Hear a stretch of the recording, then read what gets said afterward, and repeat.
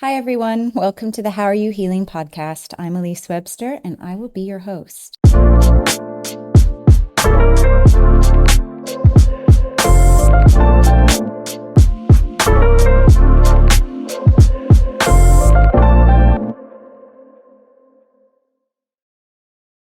Welcome, Kai and Gabriela, to the How Are You Healing podcast. Thank you. Thank you for having us. I'm so excited that you're here.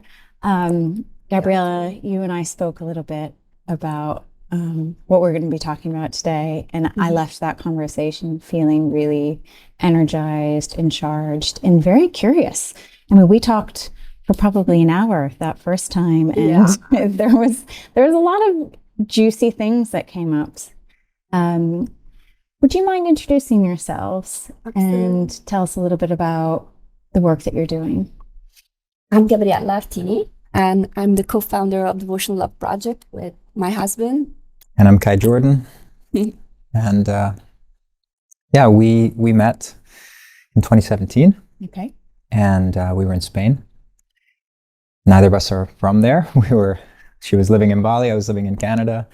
But we spent 3 weeks together in a training. 3 weeks? Yeah. How long? On-site living? On-site living. Yes. Wow. It was kind of an oasis for us to experience not having any responsibilities, just being able to be free. And we got to develop a very, very deep bond.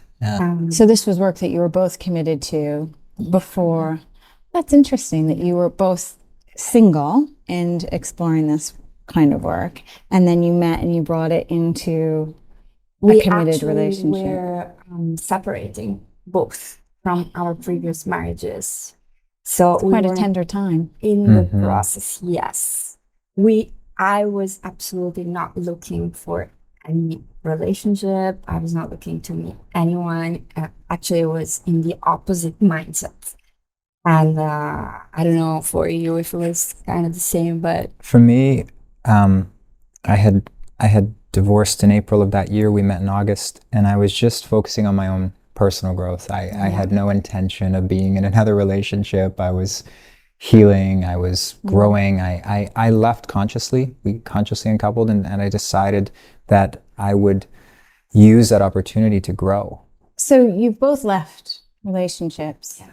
You work actively in people that are in relationships to help keep them together also. Yes. Do you think if you were in those relationships, knowing what you know now, that you would still be together with those people? I mean, obviously, what you're doing now is very powerful, but maybe, I don't know.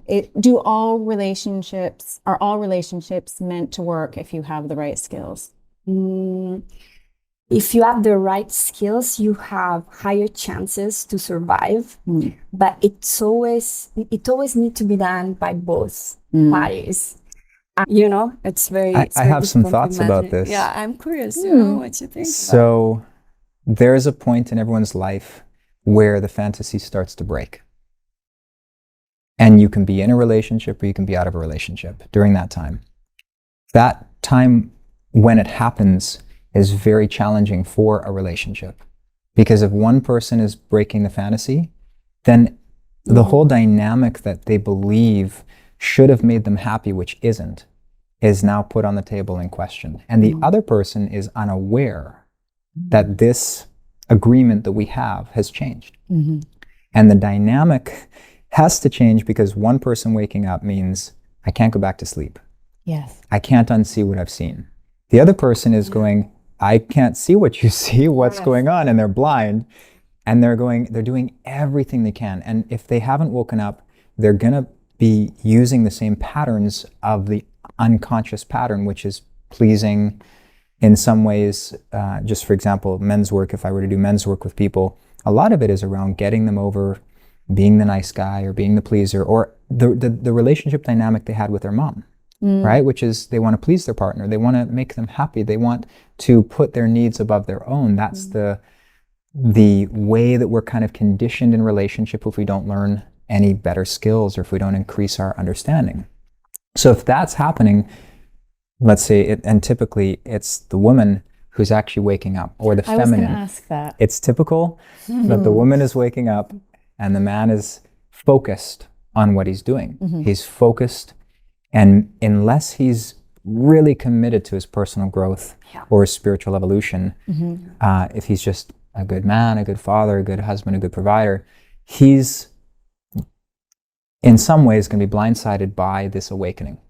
And the awakening is happening to bring new levels of consciousness and new change to the relationship and for the family as well. So it's actually a gift. Yeah. But what happens is a man who's looking at it as a threat, he's going to shut down. He's going to feel, he's probably going to feel like he doesn't have what it takes to please his wife or to make her happy. And it's going to be discouraging.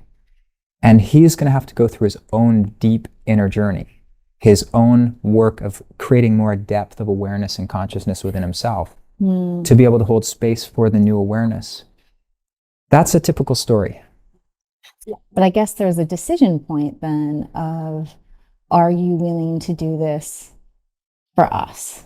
Yeah. In an ideal world, the person that is growing the most spiritually will accept where the other person is at and find happiness and fulfillment in something else, not necessarily in seeing your partner, her partner, his partner, growing at the same speed or going the same way in an ideal world. You know, we're talking about people that is, you know, quite enlightened, quite aware, quite selfless. But in reality, we have to deal with daily life, with kids, with school, with payments, with business, with work. And we have needs because that's just real. That's just where we are. And I was not there. I was not that selfless. I had needs that were deeply unmet. When you said, you know, you guys work on keeping people together in a relationship, is true, but it's not necessarily true completely, because we also support people in consciously uncoupling. I was going to ask. Yeah. Do you? Yes, absolutely. Sometimes it's inevitable. We definitely don't prefer that, you know, for anyone. We work hard on making sure that we did everything we could, absolutely everything we could to help people, support people to be together.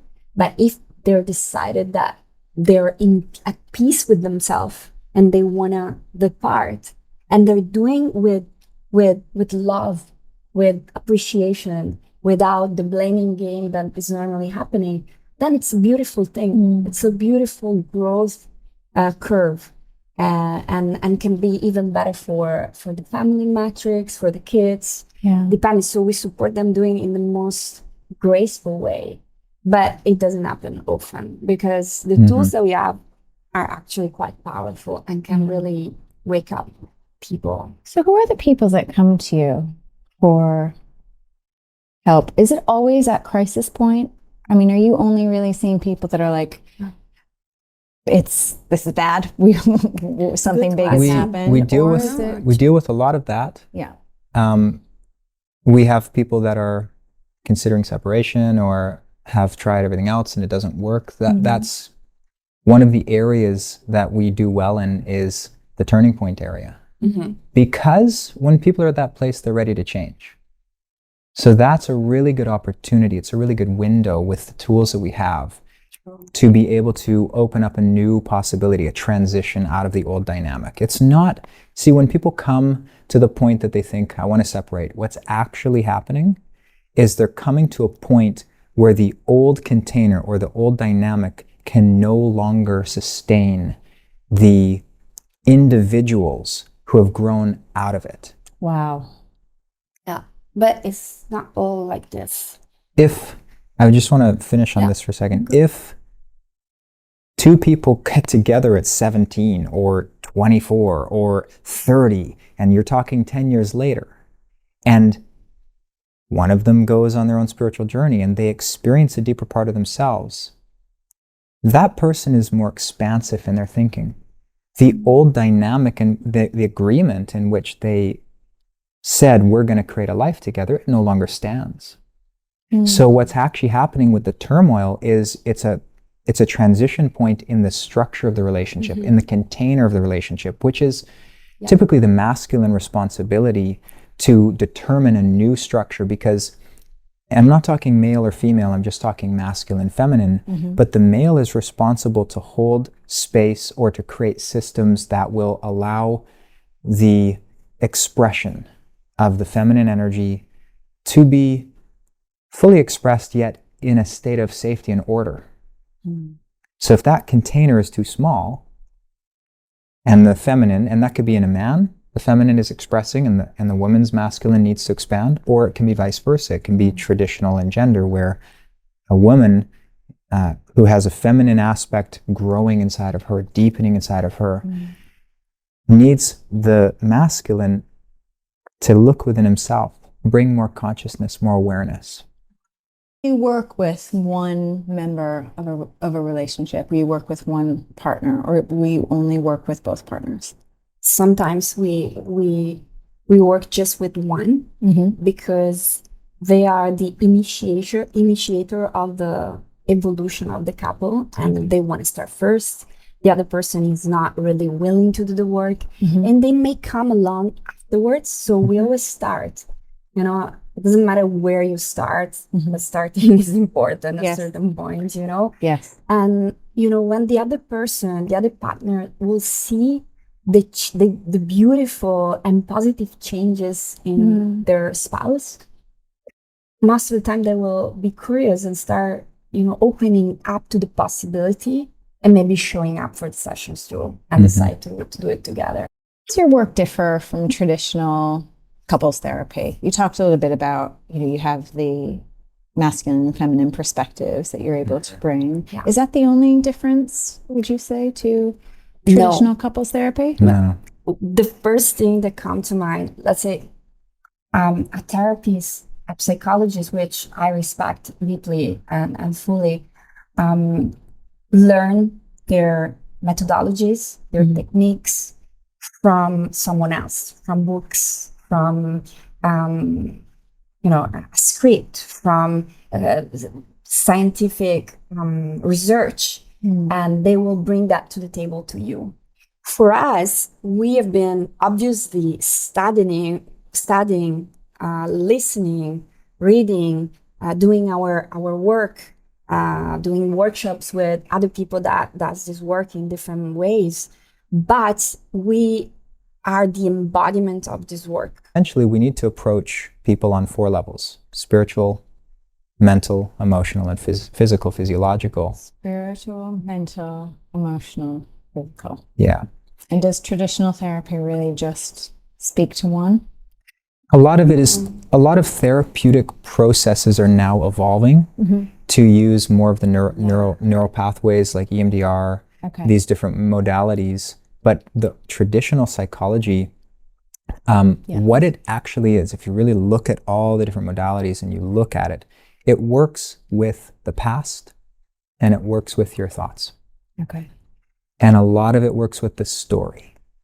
Right. Where most people get stuck with that is their nervous system is the other side. And we have to repattern the nervous system.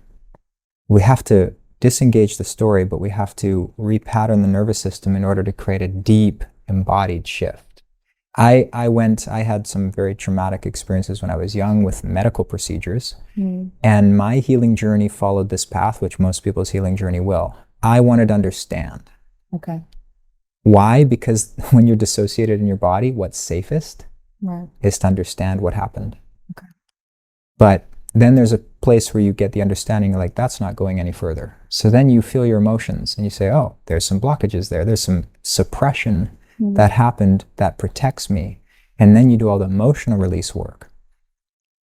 Underneath that, there's the energetic imprints in the body. So there's the way that the nervous system has responded to the emotional blocks, and then you start to unravel that. Once you can do all 3 layers, then you have a deep integrated healing. Wow. And we have to do all that work. We both have different backgrounds, but we both have an extensive background using various tools. So we have to approach it on all levels. I would say that's what differentiates what we do, is it's holistic. Yes. We use a lot of different methodologies, but it's come from the application of them that we understand why they work. So we can be creative in the moment. We're not stuck to the tools. We're not limited by a modality. We're fluid. It's become more of an art rather than kind of a system or something that you follow. It really unfolds in the moment for us. We've been super nerd about all these topics, from healing to trauma, somatic healing, relationship dynamic, communication. We study constantly. We deepen our understanding constantly. We're always open to change how we work, and we're always open to expand our toolkits, and the way in which we work. But yeah, at the end of the day, we're also able to improvise in the moment and be present, very present with what's. You said something interesting to me in our pre-meeting that really struck me as important and meaningful. We're both the mother of 3 boys. We're both raising the next generation of men going into the world. And when I asked you why you felt this work was important, I was expecting you to say, because if you're in a healthy relationship, you feel better about yourself, and your partner is happy and you're harmonious. But you said, I do this work to preserve the innocence of my children. And I thought that, it gives me goosebumps and it makes me a little bit teary. I thought that was the most beautiful response, because that is, as parents, our greatest ability to teach and to support them is to model things for them. And if you're modeling a healthy relationship, if you're modeling healthy conflict resolution, if you're modeling intimacy at its deepest level, you're giving them the tools to have their own successful relationships. Mm-hmm. I already did, my mistakes with my ex-husband. I know. I did think that. I was like, oh gosh, I think I've probably messed my kids up already. Mm-hmm. But I worry that I've messed them up already because Yeah, you're going to. Yeah. You're going to. Everybody's going to, because there's no perfect level of awareness. There's studies that have been done, even by the CIA, that trauma in a child's life, as long as it doesn't get to the point of coping, actually creates a high-level achiever. And this is something that we look at, I think, backwards. We look at trauma as bad because we don't understand what it really is. As a child, especially when you're young, you have to understand the world of a child, 3 years old. You don't know how to communicate your needs. You're not capable of protecting yourself. You're in this big world where these big people can tell you what to do. You have to do it, or they get mad at you, or they yell at you, or they take away something that you want. You're in a world where your needs may not be respected, understood, or even communicated. And as a child, what that does, it's an opportunity to stay innocent, right? A lot of people, the trauma is not what we think. A lot of people think trauma is this big event. Yes. It can just be one moment when you really need regulation and your parents aren't there. It can be one moment when you're tired and your nervous system is dysregulated and someone raises their voice and it really scares you. Like, these moments can stay programmed in the nervous system. So trauma is one thing, and everyone's going to experience some trauma in their life because nobody has the resilience in the nervous system to be able to stand up to every challenge they're going to face. I think that is so important for everybody listening to acknowledge that we all have some trauma, and it might not be this big event that happened. It could be a moment. I know for me, one of my traumatic moments was, I was telling you about my artistic expression and how I create.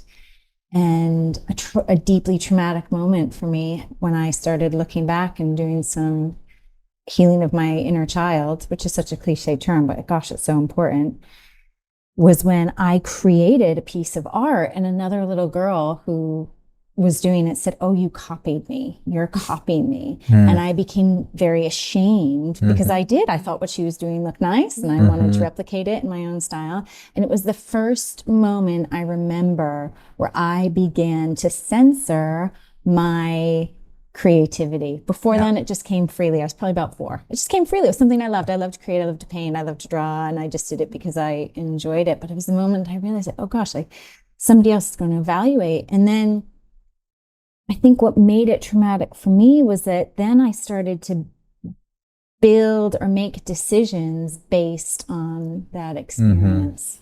So, well, I'm not going to share my art, or I'm not going to sing, or because other people, and then what was a small event over time became so layered and complex because so many decisions were then built on that.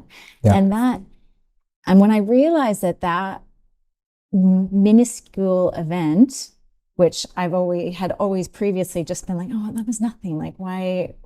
She didn't mean it. Like, it's not. Why am I even thinking about it? When I acknowledged it as important or as influential in my life, it broke me free of being trapped by the incident that happened. And trauma work, I think, is misunderstood by a lot of people. It's like you have to have done, had to have been like, something big, catastrophic, but it's not always the case. No, there are different levels. But to come back, I wanted to respond to your question about the kids. Yes. Of course, I don't want to be the one that create a negative story for them, of course. And I want to bring a healthy example of love and relationship for them to model in their adulthood. Of course, as a mom, I want to do the best for them. And I know that if I want to do the best for them, I have to start with myself. Yeah. So that's the work I'm doing, is on myself. They are the inspiration. They are my muse. But the work is on me, not on them. They're perfectly fine how they are. But I know that they inspire me every day to be at least that healthy point of reference, stable in their life. And I know what I need to be a stable point for them, a stable person. And something I really need and care about is that my relationships there are plenty of love and support. And we are mammals. We like connection for humans. It's extremely important. We don't really, it's not, yes, it's beautiful to spend time alone, but these relationships, these connections are life for human beings. Yes. And we can't undermine the importance of them in a family dynamic. And for kids to see that there is love and there is affection and there is support and there is teamwork, in the family. It's really what is going to create some healthy perspective at least, for them. Yes. So that's why. I want to ask you about sex. Yeah. And the work you do with sexuality, because I was thinking about this, and you have the 9 pillars are part of Devotional Love. Yeah. And tell me what they are. What are the 9? Yeah. So we have communication, integrity, and alignment. We have polarity. We have conscious sexuality. We have Intimacy, intimacy, healing, healing, evolution, co-creation, co-creation, and then and devotion. devotion, love, devotion. That creates everything. Mhm. But sexuality is one of the topics that you are both very passionate about. Absolutely. And you've done work. Tell me about how that influences your work with couples. So I will say that polarity goes into the chapter of intimacy, and then the chapter of intimacy interconnect very deeply with the chapter, the dimension of sexuality, what we call chapter. There are dimensions of the relationship that are very important. Well, intimacy is the act of being vulnerable in safe and naked inside in your heart in front of your partner, with your partner. And that leads to natural and spontaneous desire to be close physically and sexually. So we're all about natural sexuality, and we're all about creating the conditions that brings to that natural desire to be together, to be close, because sexuality is what we know is the most powerful way to heal, to connect, to expand, to grow, to express, to feel, and to be with our bodies, with our nervous system, with our somatic world, and really experiencing from that deep place inside of who we are. So sexuality is a place where there are less words or no words at all. So we are really we come back to our animal self. We need to be very authentic and very naked in every sense, inside and out, to have that intimacy with our partners. And if there is the connection with the heart area, with love, there is such a circulation of energy, and that circulation of energy we call orgasmicness. It's absolutely powerful for healing and for transformation.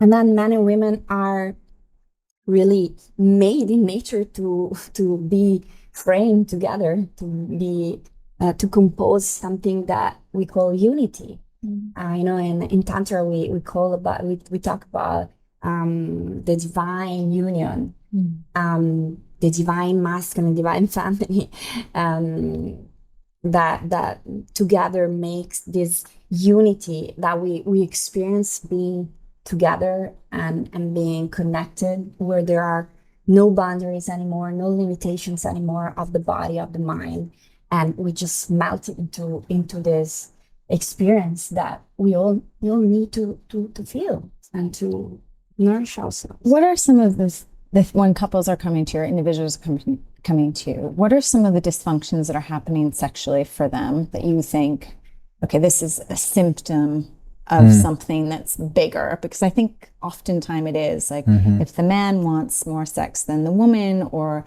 the woman wants sex or the man, or if that's often the symptom of something that's not right within the relationship. Can you tell me a little bit about that? Absolutely. I think underlying everything, if you look at it simply, one or both partners are unfulfilled. On some level, you just look at it, there's some unfulfillment, and that can mean many different things.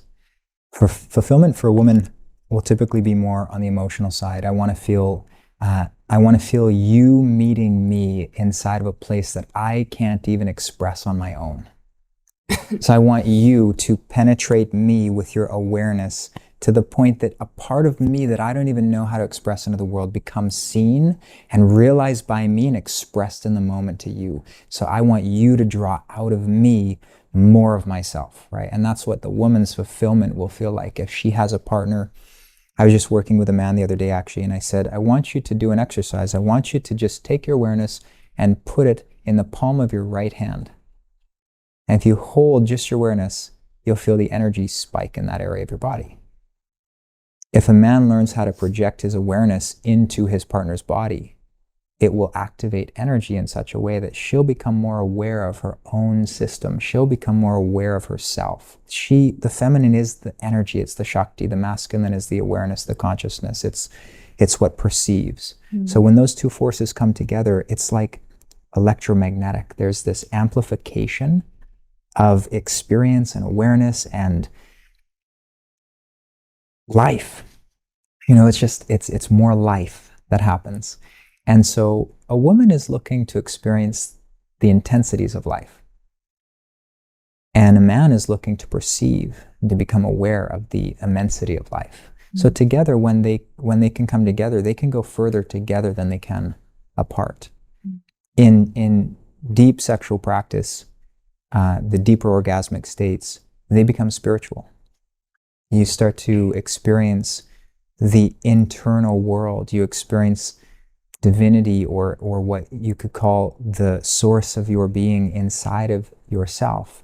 And then you also become aware of that in the other person, and you can share that moment together.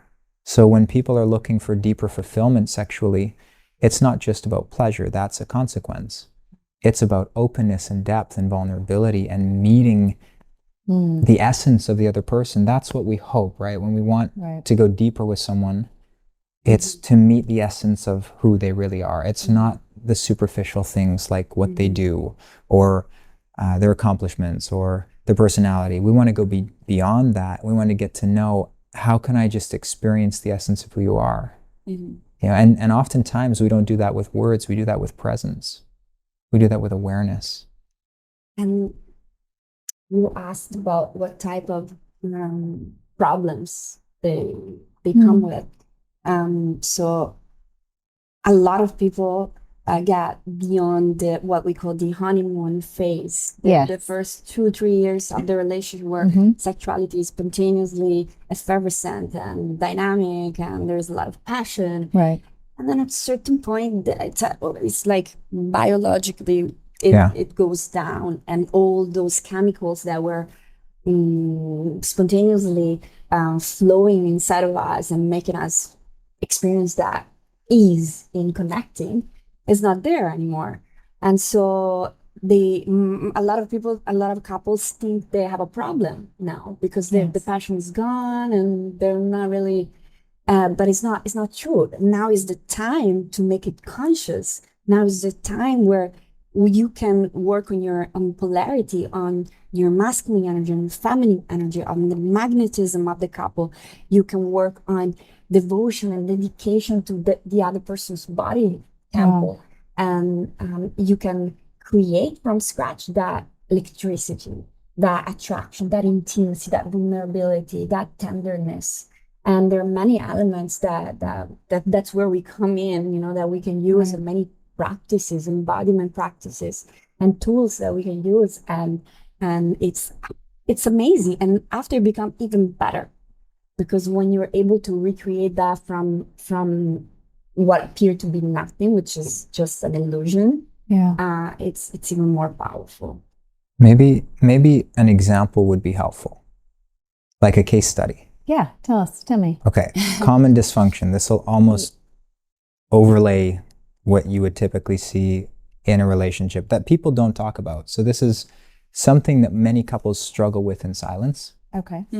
And that's one of the things that we have this desire to support people in these types of areas, because they're often the breakdown points of the relationship, right? Yes. If the intimacy is not there, if the sexuality is not there, they become turning points for people to start looking for fulfillment elsewhere.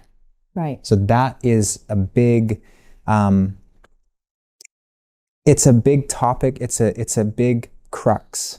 It's a crucible in a relationship. And that looking elsewhere could be an extramarital affair. It could be even spiritual affair. Like there are affairs on different levels, right? You want to find that deeper experience of life somewhere else, and so turning to friends and parties or drinks, drinks.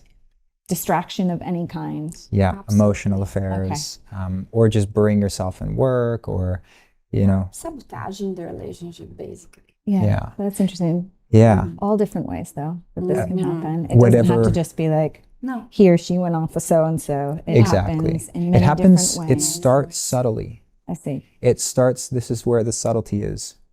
One partner wants to communicate something that's brand new, a feeling that's brand new. The other person is busy. They never get the space. Where does that energy go? If it doesn't get transferred over to the other person and they don't meet that part of you that's new, that you're exploring and discovering, then there's no more intimacy there. Right. Like the depth of intimacy that one person is wanting is not being reciprocated. That doesn't go away. If it's not reciprocated here, it grows. So then that energy has to go somewhere. It has to be expressed somewhere. Otherwise, if it's suppressed, it becomes dis-ease. It becomes dis-ease. People get sick. People get anxious. People get depressed. People get frustrated. They get into these enraged, right? It's the suppression of self that leads to, I need to find expression elsewhere, right, in whatever form. Now, here's a case study. So we had a woman and a male that we're working with. They have a large family. They have 6 kids. The woman had experienced some sexual trauma in her life. And what her experience was, now this later turned out to be different. So this is going to be interesting. Yeah. What her experience was that she felt she was losing interest in her partner. She didn't feel attracted by him. In fact, he was actually wanting more intimacy, wanting more connection. She started to feel almost as if it was pressuring her, an obligation to be intimate. And so at one point she even said, I'm starting to even feel repulsed by him. I'm repulsed by his appearance, his smell, his body. And so she was feeling all of this. Well, we worked with them. Within a 2-month period, they saw a huge breakthrough. But we worked with her and we started doing a process we call deconditioning. And we did some work around her sexual conditioning, which is she had a sexual trauma. An older a person cousin had done something sexually to her, and it left an imprint. So her body closed down to that. We did some somatic energetic work, and she started to be able to differentiate that specifically there was this energy of lust. She was repulsed by the energy of lust because that was what she felt from this person. So every time she'd feel lust or lusted for, she'd feel repulsed in her body because that was that experience that she had when she was younger.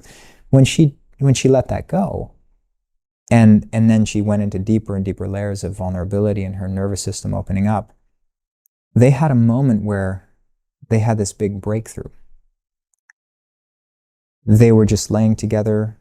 All of a sudden, her body started feeling this desire. She didn't realize she was not only suppressing her desire, but before she had a lot of these mental expectations and self-criticisms and things that she felt she had to do. And it wasn't him. It was her own self-criticism. She was putting pressure on herself. Wow. So much pressure on herself to perform. Her parents, this is how deep it goes. Her father had affairs. And she saw that and she said, I never want that to happen in my life. So she thought she had to always be available for intimacy. Right. She put the pressure on herself. So all of this and it was mixed, an obligation. And it was an obligation she put on herself, not her partner. Her partner had beautiful intentions. He says, I miss you. I want to connect with you. I love you. But in her experience, neurologically, she couldn't identify and discern the feeling from the event, from what was really happening. And this was not happening in her conscious mind, right? She Absolutely was not not thinking, oh, I had this event and I feel this way, and therefore I'm bringing it into my relationship. It was just an emotion, a response, a nervous system. Purely, way of coping with this energy from her husband. Relating from unconsciously is versus waking up and understanding, oh my God, I'm not free.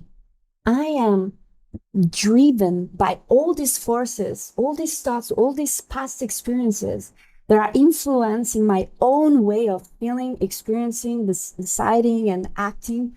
And the moment you see them and you start, healing what's there, and understanding deeply, they go away Mhm. because you see them now. Now the shadow, that's how what shadow work is, comes into light. And when it comes into light, it starts melting away. And they had such a profound sexual reconnection. I'm so happy for where she's like, Yeah. oh my God, I can't wait to be with them. It's Wow. amazing. How long were they together, just for people listening? Like 60 years. So they were married for 12, but together for 15. Okay, and 6 kids, which is going to add a 6 kids. stressful. Yeah. They're amazing. They're amazing. They're doing Wow. amazing. They're an inspiration, you know? Like that is this. I think to go walking together, holding hands before all the kids wake up. They go walking around the house. No, they're really, really amazing. What she keeps saying every single time we meet, because we're still working with them, is it's just so easy. I'm shocked. Like my body used to be so resistant and so touchy. It's so easy. I couldn't believe how easy it was, you know? That's why we call natural sexuality. Because when it's not natural, you need to do all these things in order to feel pleasure, in order to feel comfortable, in order. That's not how we are designed for. Sexuality is a natural form of expression, natural form experience for a human being. And so we work on all the obstacles that are limiting our experience and making it so difficult and, Yes. and uncomfortable. And I have a question related to this case study. And that is, I wonder, you talked about the honeymoon period and the early and you're craving the person. Do you think that some of these deeper underlying shame or experiences are sort of suppressed? You're so in love with your partner and you want their physical touch that you sort of ignore some of the deeper things going on, and then they surface later on in the relationship? Yeah, absolutely. The longer you're together, they have to surface. Right. There was a quote I just heard the other day. If you don't deal with your trauma, your relationship will. Wow. If you don't deal with your trauma, your relationship will. And I guess that's every relationship. That could be parent-child. This is your partner. Anybody. Wow. Yeah. This is what devotional love actually is. So devotional love is not about always creating the typical like white picket fence type of relationship, right, where people think if you never fight, that's a great relationship. Right. Not necessarily. No. Like people who never fight just don't know how to communicate their needs, and then they just bypass everything. Yes. So they don't get any closer. They don't really get past the superficiality. They don't get into the depth. They don't grow into themselves in the container of the relationship. So a spiritual partnership is actually a container that supports the evolution of both parties, the spiritual evolution and expansion. And that could be challenging. That could be fiery. That could be difficult. Devotional love is essentially the process of dissolving your personal self so you can experience the totality, the universal self. It's a spiritual path. Mm. Yeah. It can be excruciating, difficult, and painful. Can it? Yeah, absolutely. Absolutely. You are with the most vulnerable and challenging parts of yourself mirrored in the other person, and someone is telling you, look at this, look at this, look at this, and you're not ready maybe, and that it's highly triggering and highly traumatic sometimes, and you have to face yourself if you want to grow in their relationship. And that's what the nucleus of devotional love work is about. It's about realizing that that's the point. The point is not creating the perfect picture family, the perfect picture the fantasy. couple. That's the fantasy. Yeah. That's what we want, but it's not necessarily what we need. That's not necessarily how it's going to turn out. And are we available? Are we able to go inside of the storm together and stay committed and respect our vows of love and loyalty through the storm? That's where the true devotion, the true love comes up is not when we give the vows. That's the easy part. Yeah. But then You said something interesting to me again when we met, and you said that, I could meet a man and have fun for a week, a month, a year, maybe a couple of years, but really where the magic happens, where you really unfold is after that point, after that the fireworks have subsided, when you're really getting into yourself and you really have the opportunity to get into the other person. And that's where the magic happens. And I think it's such an interesting point, because for so many people, that's where you sort of just maybe let things go, or you feel like you're drifting apart, or you feel like it's different now. And I think, relationships go through so many evolutions, and when you're first together, and then you have children, and then you're at a later point, and that constant coming back together, bringing yourself back together, holding the other person accountable, to holding yourself accountable to voice what it is you really need, and not just the, I wish you had done this, or the bickering, but what is it that you're really asking for from the other person? Right. And are you willing to listen to what they are asking for from you? I mean, that is the work. So this devotional love, at its core, is self-love as well. And not just love for the other person. This is respecting and honoring yourself enough to know what you need, and to know what you expect to be brought in, or how you hold your partner accountable. We actually do some childhood work about that, about self-love, because nobody's going to give you what you need unless you first give it to yourself. Right. That's how it works. It's always starting from here. It's like, I want respect, I want this, I want that. But how you giving that respect, that self-love truly to yourself? Especially when we work also with individuals that want to create a better possibility to relate to someone, a better relationship, and they want to attract a relationship in their life. And they don't even respect themselves. They allow people to treat them in a certain way, and they're like victim of certain situations. So we have to work first with that self-respect, self-love, self-understanding, and that's the first step at all the work that we do. Absolutely. I think also something that's interesting to explore in terms of this context, which is self-love. If you really do very deep work pre-verbal, so if you work with the nervous system before they have constructed a model of reality in language, which is under the age of 3. Under the age of 3, and even 4, and 5, 6 is kind of on the edge, right? Because they still don't really have a solid formation of an internal model of self. It's when they turn 7, they start to develop a model of self in relation to the world. Before that, the child's mind is what in psychology you would even call narcissistic. It's self-centered. So a child's experience is self-centered. When you look at that, they believe the world happens because of what they do. One of the things that happens is they start to take on responsibility for the parent's emotions. So if a parent doesn't know how to regulate themselves, or they're not teaching healthy regulation, the child will start to feel, in order for me to feel safe, I need to make sure they're okay, because when they get crazy, I don't feel safe. So it's actually an instinctual empathy. It's not a true developed empathy. We hear this empath term a lot. I worked with a number of empaths, and I show them this pattern, and they go, oh my goodness. It's not that I'm necessarily empathetic, it's that I'm self-preserving.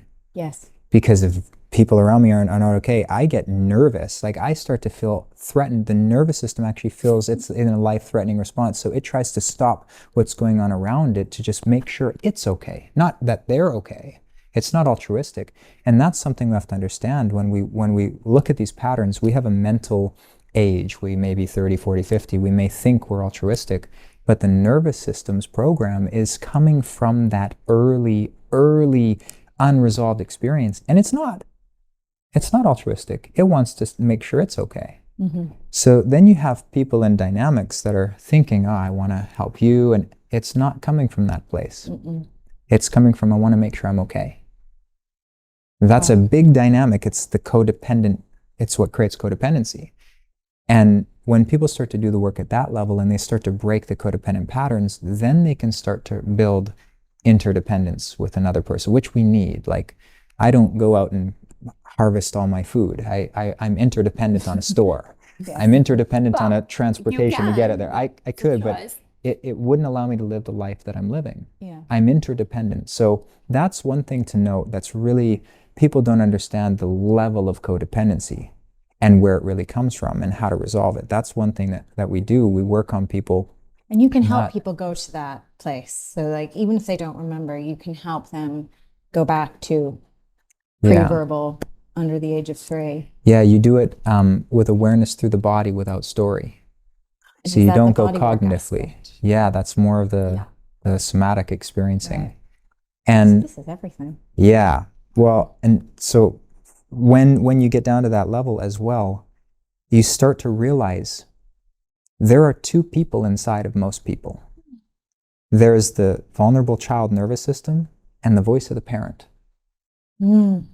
It's actually the imprint of the dynamic. That's the relationship blueprint. That's the thing that determines what kind of people you attract into your life. Right. So the interesting thing is when people think, oh, I don't love myself, I don't do that. Well, no, the voice that you have inside your head is not loving towards your nervous system, the inner child, the body. So it's not necessarily to criticize the parent who may love you deeply. Yeah. But it was just the nervous system reacted in some way to what the parent was doing. Yeah. So, yeah. And when we do self-love work, it's actually, we call it self-sourcing, because what you end up doing is you get down to the level of the child and the vulnerable nervous system, you open it up because it's full with different kind of coping and avoidance patterns. So people don't even get to the point where they feel the vulnerability and they feel those feelings. Like for your example, that child that told you that you copied them. What was the reason why that left a mark in your nervous system? Was because there was a feeling that you felt that was difficult to process. Shame, I think. Shame. There's a certain shame. Now that I can tell you already would have been present in your dynamic with your parents already, because children at the age of 4 don't naturally experience shame. So that would have been something that was a dynamic prior to that event, which would be, you'd have to go through. But in that event, it was the shame that wasn't processed, that you started to avoid, that you created coping patterns around. So if you start to feel, if you actually go back in minus the story, because you can do story work for years. Yeah. And I showed, I just did a session with someone, he's a coach, he's a men's coach, he's very established in his practice, but he was talking about shame. Men have a lot of shame. He's talking about shame. Often it's disappointing the mother. That's where the shame comes from for most men. But his shame. Sorry? And women? Women, I don't do as much work around shame with women. I understand it more so from my own experience and the process I've gone through. We have shame. Yeah. I'm not sure. I can't say for sure. It's a different way. Anyway, tell me about it. Okay. So I'm just curious. So he started talking about shame. He said, I feel ashamed. I said, I don't feel any energy. Like when you say the word shame, there's no charge in your body. But then he later said, I feel embarrassed. And I felt his stomach cringe. I said, I know that there's something in your nervous system around embarrassment. He didn't know that. But when he reflected, he said, you're right. It's just story shame. So if you go to a therapist and they start talking and unpacking shame, but there's nothing neurological to really work on. You can work on a story for as long as you want, but it doesn't change the nervous system. So I just worked on him around the feeling that was in his body. He went into it. He disengaged all the different ways that he avoids that feeling. So that the defense mechanisms, the protection mechanisms, he felt it.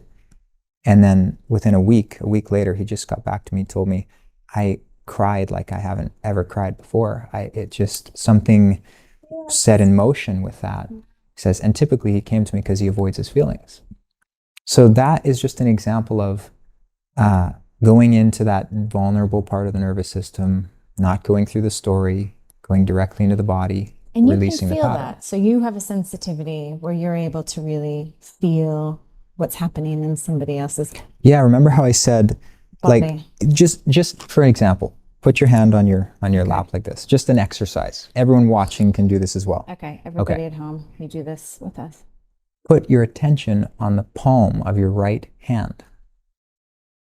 Mm-hmm. Do you feel it tingling? Mm-hmm. You feel more going on there now than in the other parts of your body. Well, that's awareness. You can project awareness anywhere in the body, and you can feel. You can feel in other people's body. You can feel in your body. If you learn how to project your consciousness into your toe, you know what's going on in your toe. After a while, actually, that consciousness becomes so practiced that it will start to extract information from the energy. You'll get images. It's like unpacking a story, but the story of the energy that's trapped in your body. And it happens subconsciously. So it communicates through visuals and things like that. A lot of our sessions, for me, works when I close my eyes and I make my clients closing their eyes.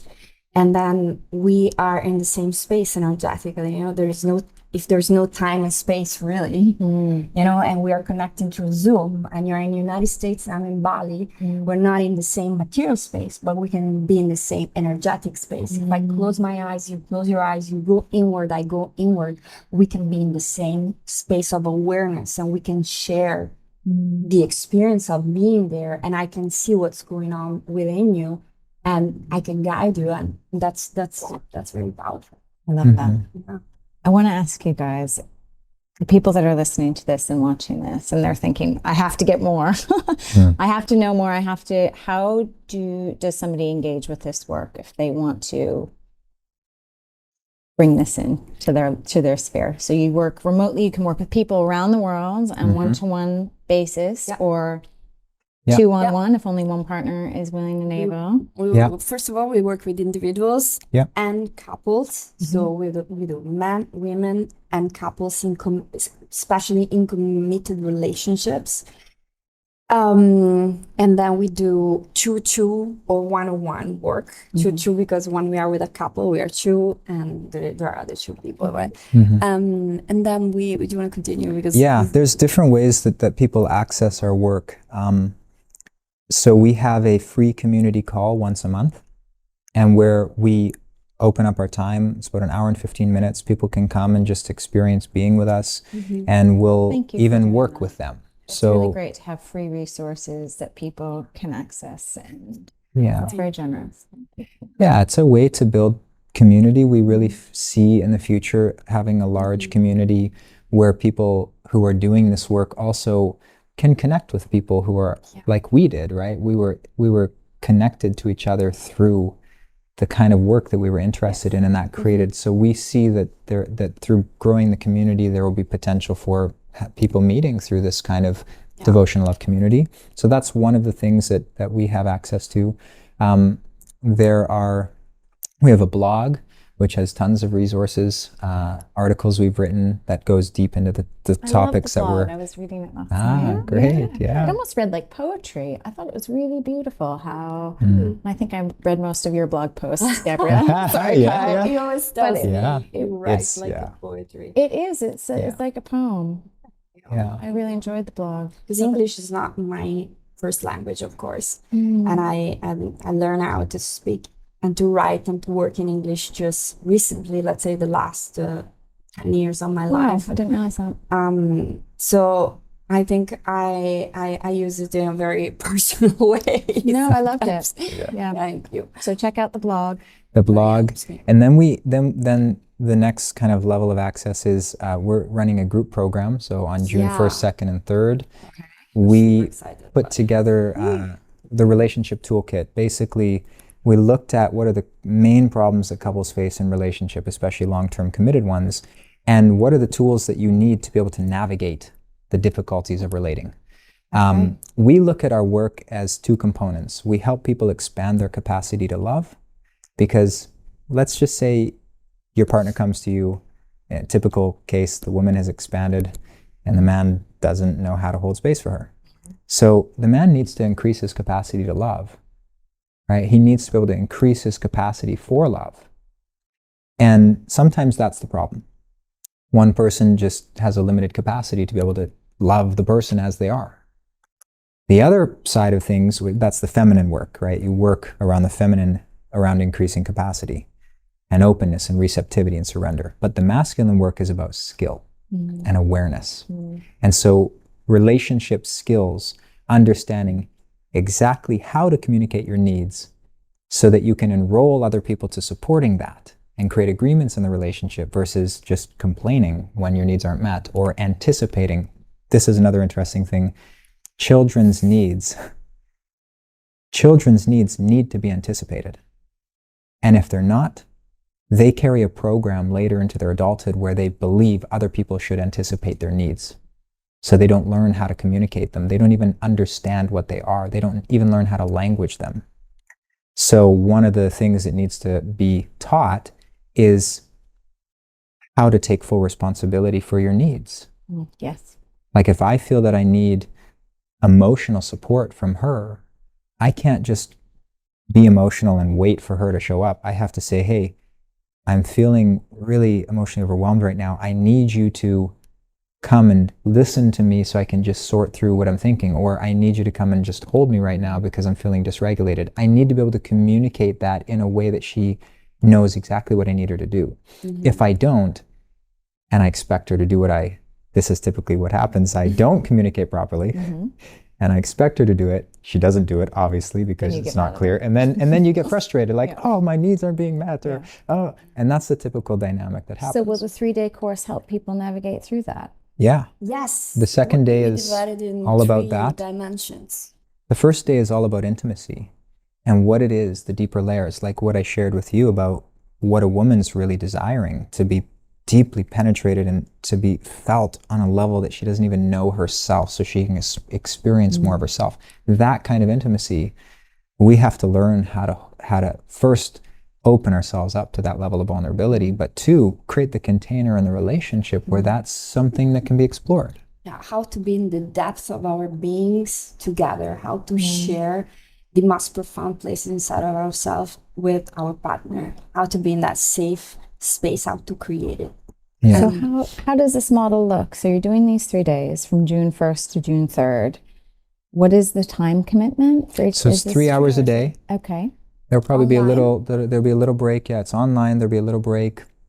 It'll be recorded if people can't make it. Okay, so you don't have to be there live. You don't have to be there live. If you do show up live, then we will be doing live coaching. Okay. So we'll be doing group exercises, meditations, Q&A, and some live coaching and mentoring, and also sharing contents. So sharing some of the principles and some of the things that are the core contents of the Devotional Love path. And who is this 3 days for? Is it for people that you've already worked with? Can they be totally new to any of this kind of work? Absolutely. Both. Yeah. Can be totally new, because it's we created something that it's really the toolkit for healthy relationships. So you have the first day about intimacy, the second day about communication and getting through conflict in a healthy way, and the third is about sexuality, deepening your sexuality, expanding your sexuality. Right. So there are 3, we saw there are 3 dimensions that are the most important ones. So it can be either joined by people that absolutely never work with us, with people that already work with us, that want to continue the work, to deepen the work. It's never the same. It's always evolving, always changing. They're going to find, of course, some point of preference of language. And, you know, of course, we're in the Devotional Love path, and they can enjoy also live coaching. So you can subscribe, you can ask if you want to be coached alone or with your partner together. Okay. And we're going to make sure that you're going to be coached. I have a question for the introverts that may be listening. Yeah. Is this going to be something where you have to share with the group, or do you have the option to share or not to share? You have the option to share. listen Yeah, that's a great Take question. it back, because I know some people feel uncomfortable in a group dynamic of like, I don't know if I want to put all of my stuff out there to all these people I don't know online. Of course. Absolutely. Part of the beauty of the group dynamics is you actually see your patterns better. Like, for example, where do I hold back, in front of people?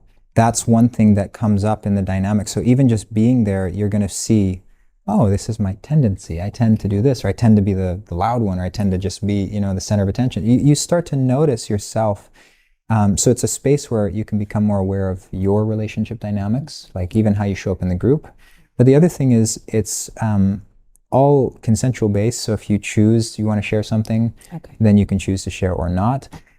If we do certain exercises, there could be breakout rooms where you may have a dyad with someone and you share just with them, and then you come back and share in the group. Nobody's gonna see you. So you're in the privacy of your own house and of your own Zoom room. Okay. So, and then you can ask questions, is even we are opening a space for Q&A. Right. So if you don't want to share your personal things, you can just ask questions, just And one general. last question on this. Yeah.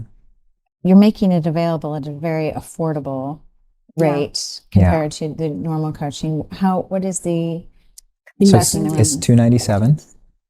And we're also giving a bonus digital course that we create called Conscious Monogamy, which talks about really choosing monogamy, not from a default choice, not from oh, this is how everyone else is doing it. That kind of relationship works for people, because there's a big difference between consciously making the commitment to be monogamous versus finding ourselves being in in that experience just randomly, just because the program and conditioning is like so. Exactly. Yeah. I mean, that is interesting. Yeah, That is, so we created we could mini course on that. you have to come back. yeah, that's another Exactly. that's That's another interesting, conversation. because I have always thought about, sexual awakening as maybe being promiscuous, and does really sexual work have a place in a committed relationship, or is, there's a lot of questions that I have. Such a big topic. Yeah.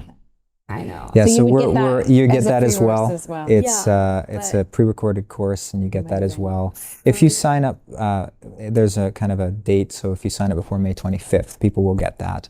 And then there's that's an initiation to consciousness. That's the transmission. Is not just a mini course. It's also an energetic download and transmission. And I wanted to mention that because powerful. the workshop itself is not just theoretical. Yeah.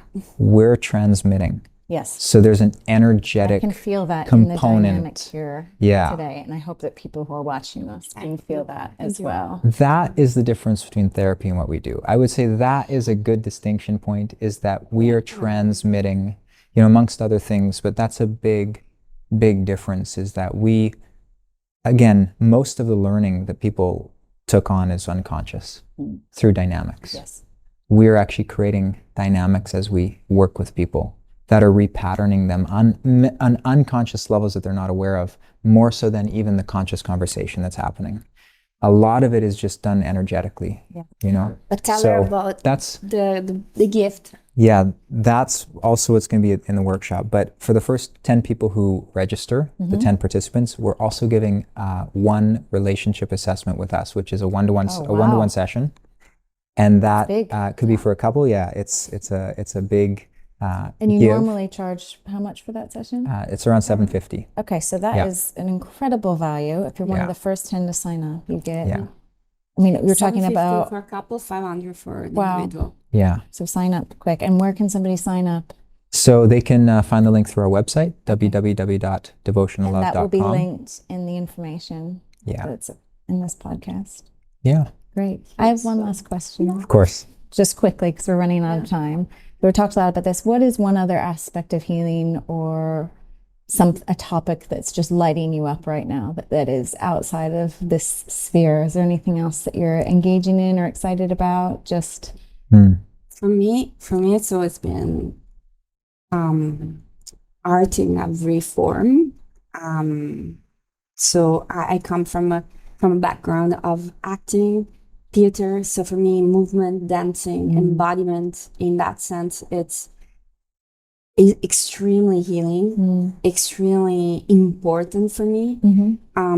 So really dancing, music, it's always been a great passion. Theater, dance, contemporary art. I've been working with contemporary art for many years, and Amazing. it's also something I really care about and really dear to my heart, and he knows that. I'm obsessed with art. You better know it. I don't know. Yeah. How about you, Kai? What else? What's lighting you up? The way I work is I'm so hyper focused that nothing else exists right now. But in the back of my mind, there's always this thing, because I did an album when I was 21. Music, yeah. Oh, okay. And so I've been a musician since I was 3, classically trained pianist, and then a singer later, and so I was producing. And I've always wanted to bring this new level of understanding to music. Okay. And well, I love to sing. Maybe we should get together and have a little sesh. I've got a cool. piano. Cool, let's do it. Well, thank you so much for being here. This was so really much. special. I love what you guys are doing. I love that you're sharing it. I love that you've done the work yourself and that you're bringing it out there. Thank you for coming on you. today. Thanks for having The us. opportunity. Yeah.